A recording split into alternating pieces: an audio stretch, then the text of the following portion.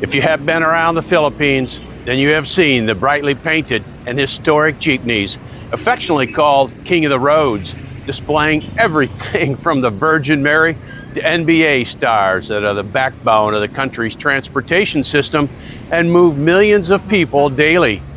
You might have even climbed aboard one of them to get to where you were going. It's estimated that jeepneys account for around 40% of all motorized person trips in the Philippines, or 40 million person trips daily.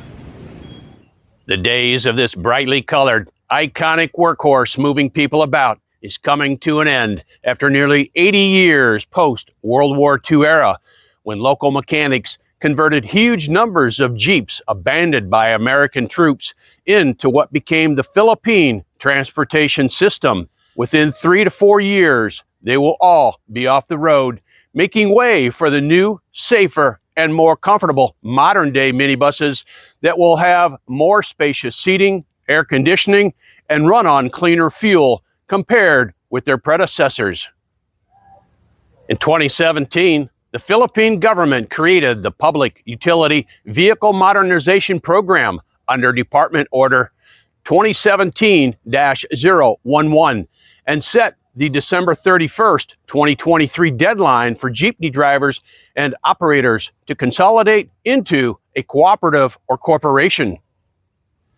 The passage of this department order set off widespread rallies throughout the country to halt the program, and the main issue has always been the cost of modernization. The modernization plan includes importing jeepneys from China, which has been criticized by some senators, pointing out the whopping 2.6 to 2.9 million peso cost per unit.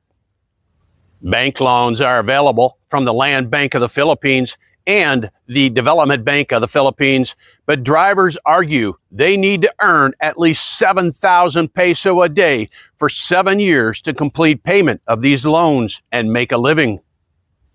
Senator Raffy Toffel suggested turning to local jeepney manufacturers, as they can produce modern jeepneys that cost around 900 to 985,000 peso instead of the Chinese-made ones, which will save millions and create jobs.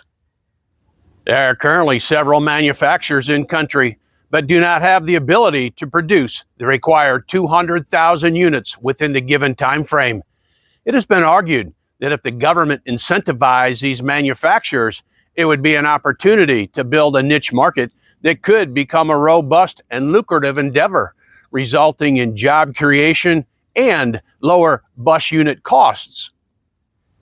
One 65-year-old driver said the money he earned from driving a jeepney for 41 years had paid for his children's education, and it was now putting his grandchildren through school. "This jeepney is not just my livelihood, this is my life," he stated. So the December 31st, 2023 deadline has come and gone, and now the official transition period has started. Jeepney operators now have 2 to 3 years to replace their fleet with modern vehicles that are safer and less polluting. Those drivers who missed the December 31st, 2023 deadline have been given permission to continue operating until the end of January 2024.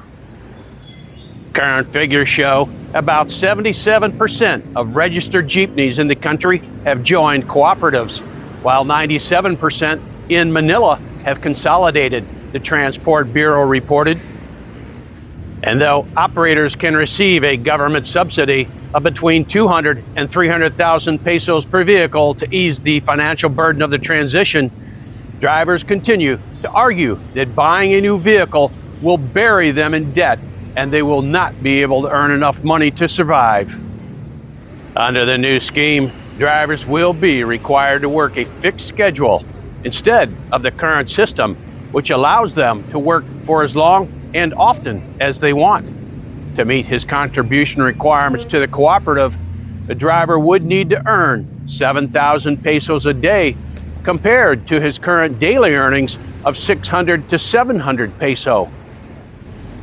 Transportation Secretary Jamie Bautista stated that overcoming the program's challenges will lead in dramatic transformation in the transport public utility vehicle modernization program.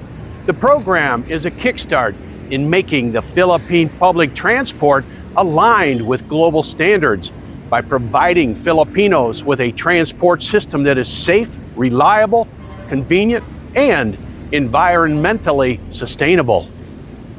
Additionally, the Secretary mentioned that this project will strengthen the convenient, accessible, safe, and secure, and affordable program in the transport sector. He adds that it will also generate more jobs across the sector: mechanics, dispatchers, administrative staff, and others. The Secretary explains that the modernization program will lead to more organized groups with efficient operations. It will also end the boundary system, allowing drivers to take home more earnings within a more decent number of working hours. Some of the mandated and recommended vehicle requirements are that all jeepney engines should be at least Euro 4 and Philippine National Standards compliant engines, or liquid propane gasoline powered, electronic, and hybrid, having GPS, an automated fare collection system, and a CCTV camera are other features to look for to be considered as a modernized jeepney. This public utility vehicle modernization program is the thrust from the Department of Transportation and the Land Transportation Franchising Board to transform the public transport system to make it more dignified, humane, and on par with global standards.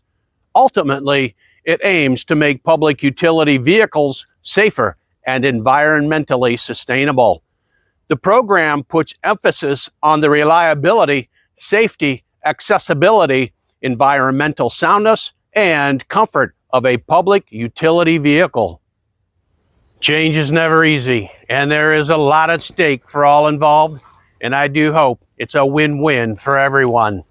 I personally find it fascinating that we will watch one iconic tradition give way for the next generation of public transportation. If you have found value in this video, a big thumb up is appreciated. You can watch this video to see all the different modes of transportation currently here in the Philippines. Happy travels.